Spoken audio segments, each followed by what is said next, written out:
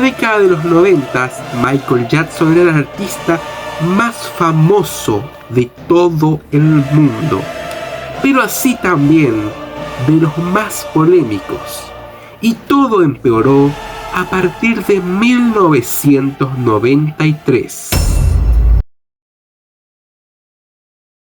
En febrero, Michael Jackson conoce a la familia Chandler, después de que su coche se descompuso y tuvieron que ir a un taller local.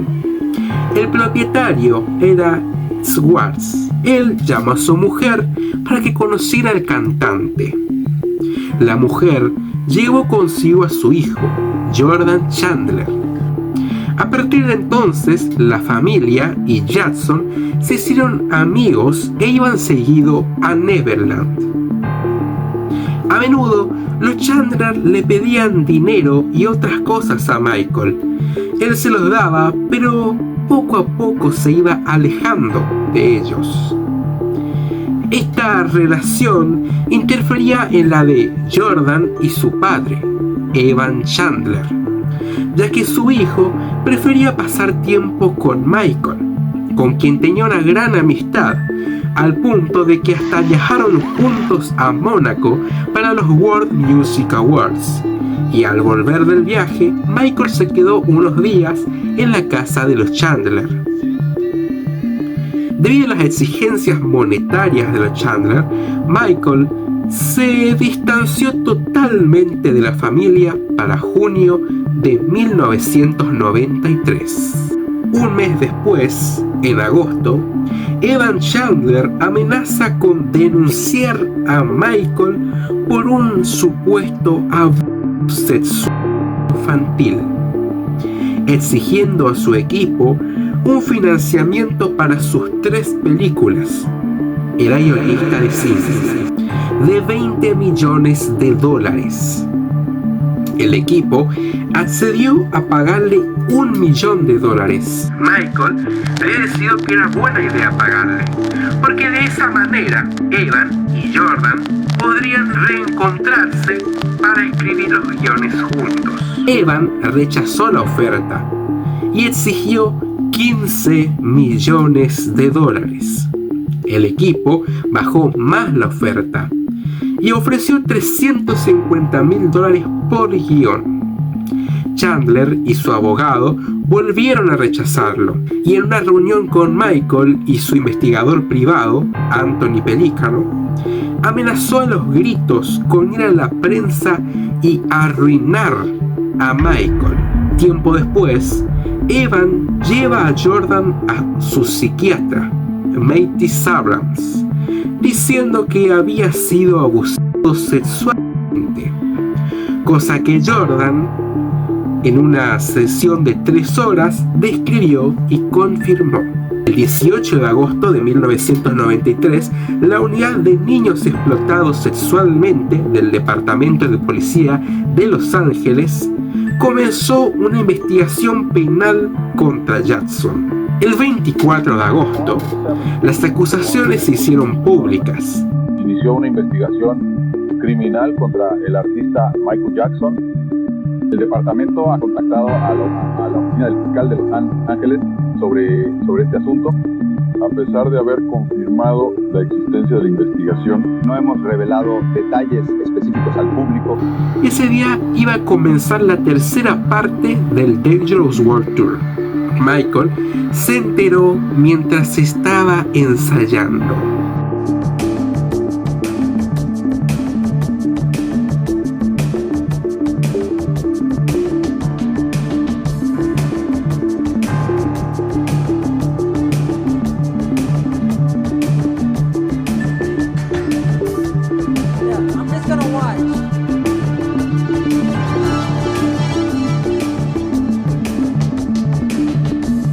En ese momento, la familia Jackson y Pellicano ofrecen conferencias de prensa, denunciando que Evan Chandler quería extorsionar al rey del pop.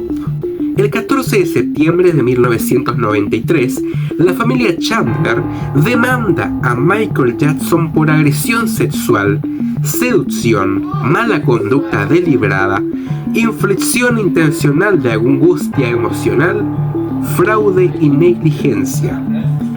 El 20 de septiembre, el departamento del sheriff del condado de Santa Bárbara y el departamento de policía de Los Ángeles realizan durante 25 minutos un registro corporal al desnudo a Jackson, con el fin de verificar si la descripción de Jordan sobre los aspectos de Michael era cierta o no. Todo fue dirigido por el fiscal Tom Snedden. En todo ese proceso, otras familias también prestaron historias de abuso de Jackson. Hasta la Toya Jackson, hermana del rey del pop, que al principio lo defendía, pero el 8 de diciembre del 93 acusó a su propio hermano de ser un pedófilo.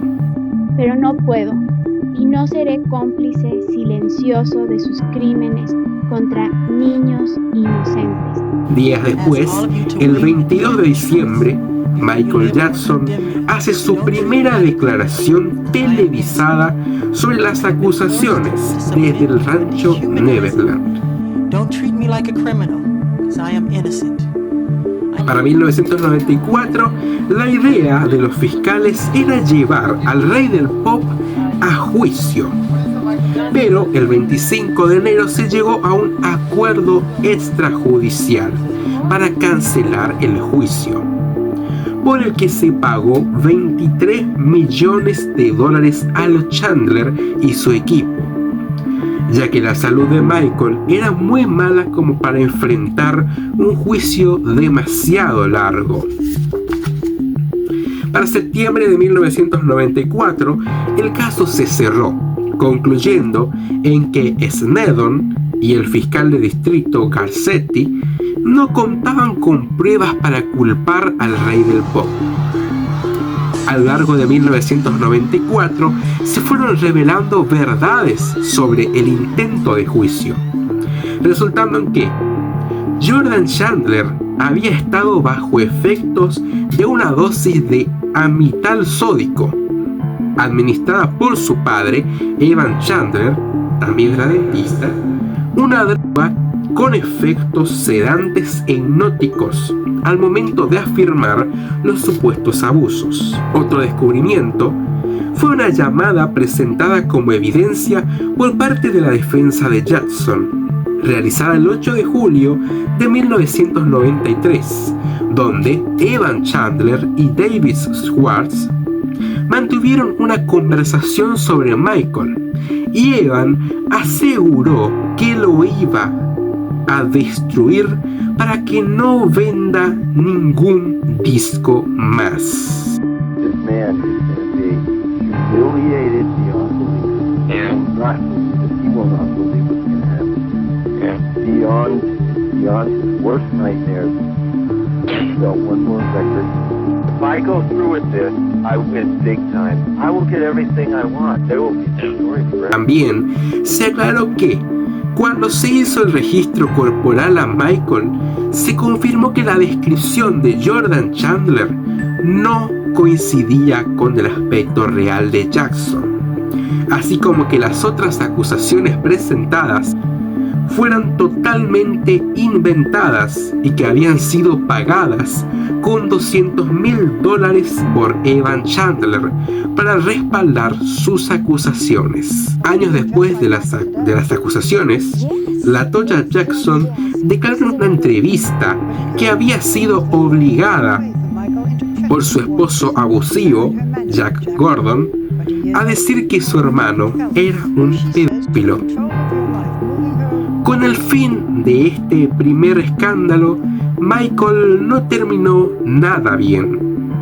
Había empezado a tomar drogas para tranquilizarse, lo cual afectaba su salud física y mental. Así también canceló su gira Dangerous y entró en un programa de rehabilitación de drogas, ya que le faltaba la concentración y arrastraba las palabras al hablar. Sus contratos, en su mayoría, terminaron. Estos incluyen empresas como Pepsi y proyectos como cortometrajes como It is Scary, que era para promocionar la película Addams Family Values. Posteriormente, y como respuesta, Michael lanza el álbum History, donde responde a la sociedad y los abusos de poder que sufrió durante esta primera acusación. Se dieron acusaciones posteriores en 1995 y 1996, pero ambas fueron declaradas falsas, cuando los denunciantes admitieron haber sido entrenados para decir lo que decían y que nunca habían conocido a Michael Jackson. Los años pasaron y llegó el nuevo milenio. Para estos años, Michael se encontraba volviendo a la música y siendo aislado en Neverland, donde aún recibía visitas de niños que junto a él pasaban el tiempo jugando, viendo películas, etc. Pero nadie esperaba que uno de ellos lo volviese a llevar a la corte. En el año 2000, Gavin Arvizo era un niño de 10 años que luchaba contra el cáncer. Michael lo conoció a través del empresario y comediante Jamie Masada por una campaña para ayudar al niño que se encontraba hospitalizado con un tratamiento de quimioterapia, con lo cual pronto venció el cáncer. Jackson le enviaba juguetes, regalos y lo llamaba para darle ánimos, ya que el niño era muy fan suyo. En agosto, al salir del hospital, invita a Gavin y su familia al rancho Neverland. Incluso les envió una limusina para recogerlos. Michael Jackson y Gavin Arvizo se hicieron buenos amigos. En los años posteriores, Gavin seguía yendo a Neverland, quedándose incluso a dormir allí. Michael dormía en el suelo junto a un asistente y Gavin en la cama del cantante, según se contó en el documental Living with Michael Jackson. Para septiembre del 2001, la relación de ambos empieza a cambiar. El equipo de Jackson descubrió que Janet Arvizo, la madre del niño, había demandado a la cadena de tiendas JCPenney, alegando una violencia de los guardias de seguridad, que era falsa. La realidad era que Gavin había estado robando mercancía. Para 2002, Jackson se había alejado totalmente de la familia Arvizo. Le seguía ayudando económicamente, eso sí. Pero para estas fechas, Martin Bashir empezó la producción del documental Living with Michael Jackson. Y acá empezó el verdadero problema. Bashir buscaba perfiles de niños ayudados por Jackson y por ende debieron llamar a Gavin Arvizo. El rodaje había comenzado en mayo del 2002 y Arvizo fue entrevistado en noviembre, con 12 o 13 años. En dicha entrevista, contó que Michael Jackson lo había ayudado mucho para superar su batalla contra el cáncer. 3 meses después, el 3 y 6 de febrero del 2003, Living with Michael Jackson se estrena en Reino Unido y Estados Unidos. Con unos detalles. El documental había sido editado para distorsionar las declaraciones de Jackson de manera muy selectiva. Esto hizo que la parte de Gavin, que era la parte final, cause un revuelo mediático en todo el mundo por contar y malinterpretar que Michael y él dormían en la misma habitación y porque se los vio agarrados de las manos, cosa que Bashir catalogó como inapropiado. Tras el documental, el Departamento de Servicios para Niños y Familia de Los Ángeles empezó una investigación sobre Jackson y Gavin. Ante esto, la madre de Gavin, Janet Arvizo, afirmó que el documental tergiversaba la relación entre ambos y que no había nada malo entre ellos. Michael said, of course. And so, through him, it sparked Star and Davelin calling him Daddy Michael. Very innocent and beautiful relationship, which everyone has spun it out of control. Como defensa ante estas acusaciones de la prensa por el falso documental, Michael Jackson lanza el documental The Michael Jackson Interview, The Footage You Were Never Meant to See, donde se veían las escenas verdaderas del documental.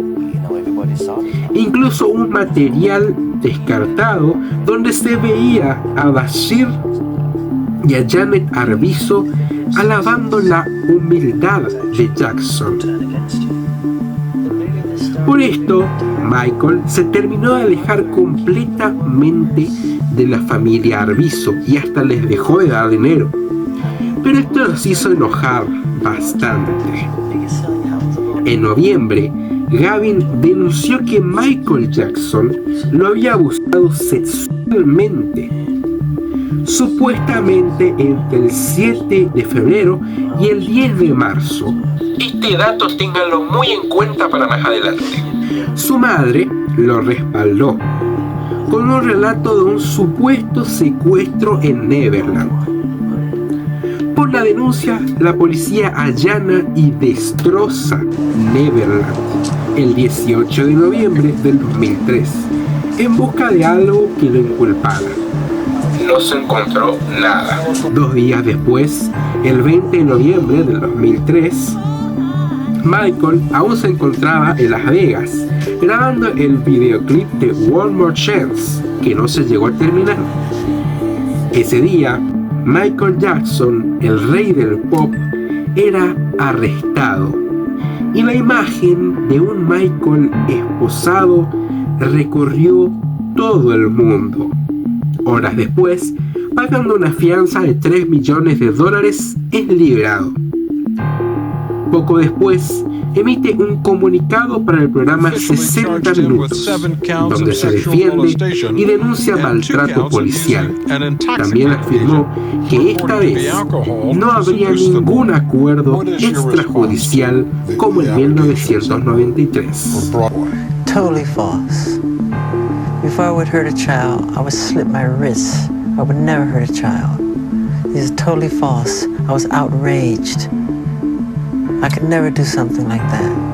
El 18 de diciembre, Thomas Needham, fiscal de distrito del condado de Santa Bárbara, el mismo del caso de 1993, presenta formalmente una denuncia penal de 9 cargos contra el rey del pop. Tras realizar la denuncia, Needham ofrece una conferencia de prensa donde defiende la solidez de sus pruebas y afirma no tener nada personal contra el cantante. Como respuesta, el equipo de abogados de Jackson lanza un comunicado donde se declara inequívoca y absolutamente inocente. La prensa se dirige de inmediato a Santa María, California, para cubrir cada movimiento al 100%. Un mes después, el 16 de enero del 2004, se realiza la lectura oficial de los cargos. Michael Jackson llega 20 minutos tarde, lo cual el juez de la Corte Superior, Rodney Melville, reprendió, asegurando al cantante que estaba comenzando con el pie equivocado y que eso era un insulto para el tribunal. En una audiencia de menos de 1 hora se leyeron los cargos al rey del pop y se le dio la oportunidad a Jackson de dar una declaración, la cual fue asegurar su inocencia. Al salir de la corte, Michael sube sobre el techo de su auto para bailar y saludar a sus fans, que lo esperaban, lo cual fue tomado por la prensa como ridículo y lo llamaron bufón de la corte. Para entonces se sabía que Michael Jackson podía afrontar 18 años de prisión y que contaba con el apoyo de sus fans y celebridades como Chris Tucker, Janet Jackson y hasta Donald Trump. Pero el sufrimiento apenas estaba comenzando. Entre el arresto y el inicio del juicio había un año de distancia y la prensa explotó ese año con denuncias de ex empleados despedidos de Neverland en los años 90 y detalles del caso de 1993 y de Arvizo para poder estirar más el caso y tener más a Jackson en la pantalla como a un retorcido. Sin pruebas, el juicio comenzó el 28 de febrero del 2005 en el juzgado de Santa María, Santa Bárbara, California, presidido por el juez Rodney Melville, con una prohibición total de cámaras y prensa dentro de la sala. Durante las primeras audiencias se veía a Michael normal, contento, pensando que no sería difícil.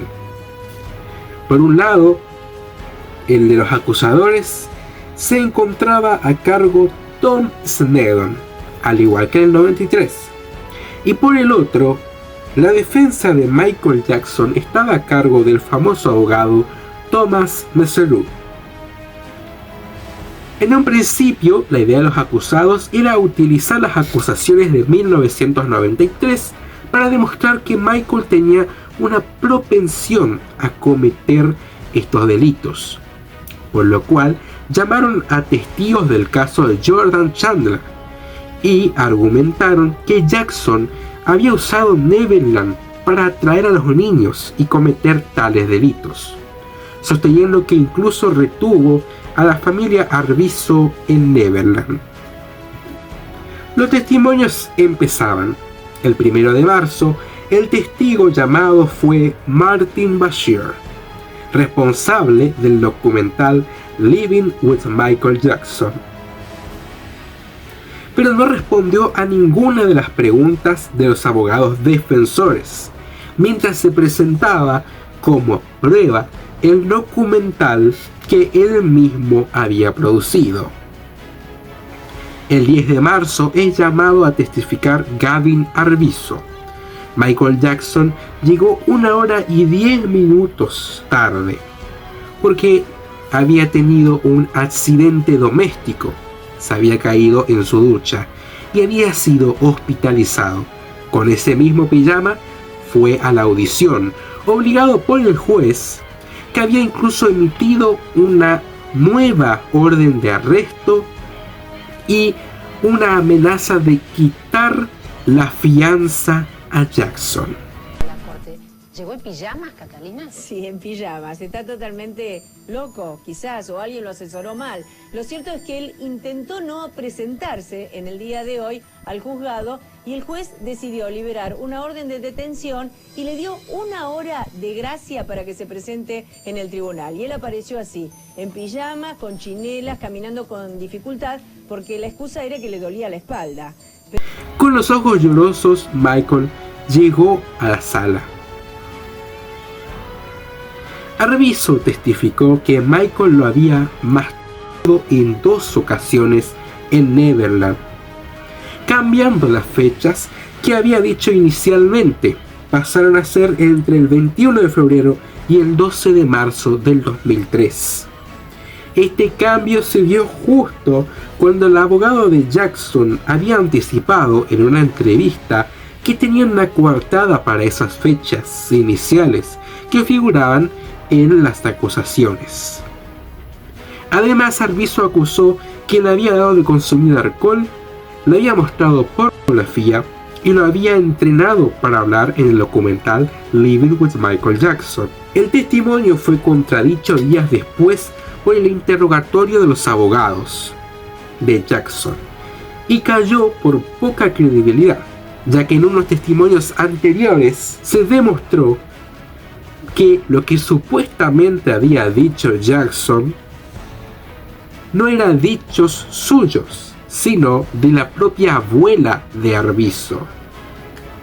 Mismo caso se dio con Jason Francia. El 4 de abril testificó en contra del cantante con una historia como la de Arvizo. Cayó por poca debilidad y demasiadas lagunas y contradicciones en su declaración. Al igual que Arvizo, con declaraciones anteriores fue demostrado la mentira, con declaraciones de los 90.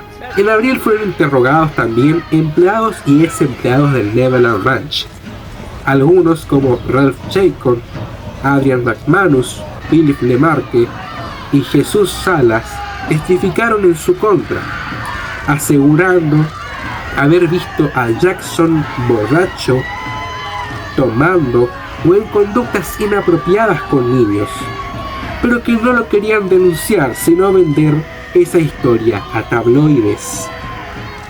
Sus testimonios no se tomaron en cuenta porque se descubrió que fueron despedidos por robar el Neverland y tenían un cierto resentimiento hacia el cantante. Y también fueron desmentidos por los niños que ellos mismos habían asegurado haber visto ser abusados. Por otro lado, otros empleados como Kit Fournier y Cynthia Bell declararon que no existían tales abusos y que los niños denunciantes tenían un mal comportamiento dentro de Neverland. Tanto que una vez Star Arvizo había amenazado con un cuchillo a Kiki. Jordan Chandler fue llamado a declarar, pero huyó del país en lugar de presentarse. El 28 de abril, David Rook fue llamado a declarar, esperando que confirme la versión de Janet Arvizo de la supuesta retención en Neverland. Pero Rook apoyó a Jackson y acusó a los socios comerciales de buitres explotadores. La fiscalía pidió que se desestime esa declaración, ya que no era lo que esperaban, pero el juez la admitió. Así también fue llamado Star Arvizo, hermano menor de Gavin Arvizo. Contó la misma historia que su hermano, pero en un contrainterrogatorio de la defensa de Jackson, consiguieron que Star dijera la verdad. Estaban mintiendo. Con pruebas como una revista pornográfica que decía los Arvizo que eran de febrero y que Jackson se las había mostrado y era de agosto, cuando ellos ya ni siquiera iban a Neverland. Y luego se descubrió que Tom Sneddon había plantado esa revista con las huellas de Arvizo para inculpar a Jackson. Por el lado de la defensa se llamaron a más de 500 testigos. Macaulay Culkin testificó que había compartido cama con Michael más de unas decenas de veces y que nunca ocurrió nada y que nunca había visto nada fuera de lugar. Wayne Ronson fue el primero en testificar. Dijo que había dormido en la habitación de Michael en varias ocasiones, pero que nunca había sido abusado. Comentó que solo jugaban videojuegos, veían películas, conversaban y a veces tenían peleas de almohadas. Brett Barnes conoció a Michael a los 5 años en su gira por Australia. Testificó que varias veces compartió habitación con Michael, pero que nunca lo abusó. También se refirió a los testimonios que afirmaban que él era una víctima, asegurando que estaba muy enojado por ello y que mancharon su nombre. Otros famosos como George Lopez, Jay Leno y Chris Tucker también declararon. Los 3 testimonios enfatizaron que la familia Arvizo era muy astuta y que los habían tratado de estafar en varias ocasiones, pidiéndoles dinero supuestamente para su hijo Gavin, que en realidad solamente era para sus padres. López incluso contó que el padre de Gavin lo había llegado a acusar de robarle $300 para extorsionarlo. Leno también testificó escuchar en llamadas con Gavin voces en el fondo guiando a Gavin para que diga cosas. Afuera, la prensa era una bomba.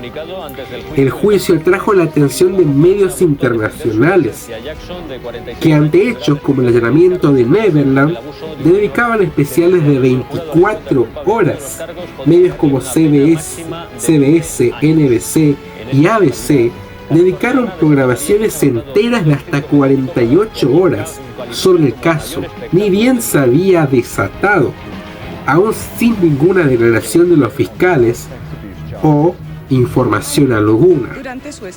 Cubrían la salud, vestimenta y hasta comportamiento de Michael en cada audiencia, criticando, distorsionando y desinformando todo lo posible, al punto de incluso asegurar durante todo el juicio que Michael iba a ser encontrado culpable e iría preso. Este juicio es también llamado el juicio más mediático de la historia. Seguían a Michael Jackson desde que salía de Neverland, todo el camino hasta la corte, con autos, motos, paparazzis y hasta helicópteros. Michael, que había empezado el juicio alegre, poco a poco se iba debilitando, y la presión y la crítica sin pruebas de la prensa no ayudaba en nada. En palabras del periodista británico Charles Thompson, fue el episodio más vergonzoso de la historia del periodismo. Todo por querer ridiculizar y hacer caer a un hombre. Con bulas reiteradas y titulares amarillistas y llenos de insultos como guacoyaco, pedófilo, retorcido, enfermo, etc. Por el lado contrario de la prensa estaban los fans, que en cada audiencia estaban presentes a las afueras de la corte, con carteles y gritos de apoyo y amor al cantante, cosa que Michael siempre les agradeció mucho. Su amor era tal que desde distintas partes del mundo le mandaban retazos de tela de sus países para mostrar apoyo y presencia. Telas con las que Michael mandaba hacer sus trajes para usar en cada audiencia, apareciendo hasta con una cadenita de la Virgen de Guadalupe. Después de meses de juicio, llegó el día D. El 13 de junio del 2005 se daría a conocer la resolución del jurado. 12:30 del mediodía. Los grandes canales de televisión interrumpen sus señales y empiezan a seguir con helicópteros la camioneta en la que iba Jackson hacia la corte, junto con el gran despliegue de seguridad que lo acompañaba. 1:15 de la tarde.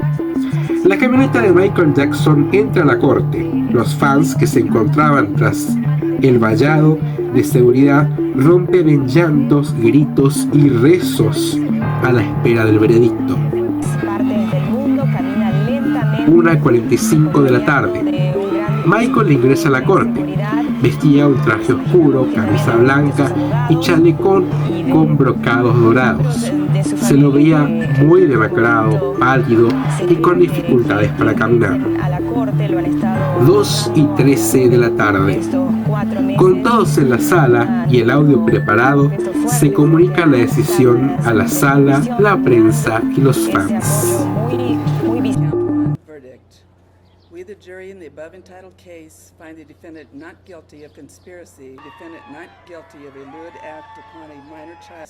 Find the defendant not guilty of a lewd act upon a minor child. Find the defendant not guilty of lewd act upon a minor child. Not guilty of attempting to commit a lewd act upon it. Not guilty of attempting to commit a lewd act upon a minor child, as charged in count 6 of the indictment, dated June 13, 2005, for person number 80.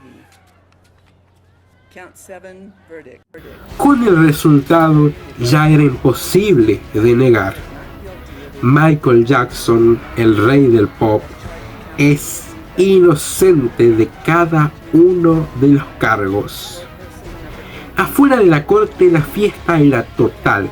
Volaban palomas blancas, confeti y música del cantante en altavoces públicos. Adentro, la abogada Susan Yu rompió en llanto. Michael se secaba las lágrimas y la familia festejaba en el fondo de la sala. Tom Sneddon, que se había encargado de hacerle la vida imposible, sale de la corte frustrado. Michael sale en silencio. No hizo ninguna declaración, solo saludó y agradeció a sus fans y se retiró a Neverland. Al día siguiente del veredicto, la prensa no se arrepintió nada de lo que había dicho e insinuado. Al contrario, aseguró que la fama de Jackson había influenciado la decisión. El caos por fin terminaba. Michael Jackson era declarado inocente, pero con un costo enorme. Un Michael Jackson visiblemente agotado, mal de salud, delgado, y que decide irse para siempre de Neverland, aislarse y no hacer apariciones públicas por un largo tiempo. Han pasado ya 21 años de este juicio. Michael Jackson hasta falleció hace 17 y aún siguen insistiendo en su culpabilidad, con documentales falsos y contradictorios como Living Neverland y el más reciente de Netflix, El Veredicto. La verdadera pregunta que deberíamos hacernos es: ¿cuándo van a dejar de inventar cosas? Hay una sola verdad que fue dicha por la justicia de Estados Unidos aquel 13 de junio del 2005.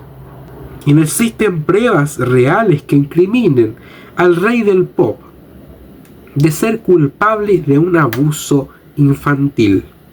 Muchos de los que hoy en día insisten en la culpabilidad de Michael Jackson a día de hoy son los mismos que cuando murió admitieron que hicieron todo para sacarle dinero.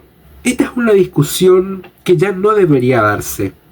Michael Jackson es inocente.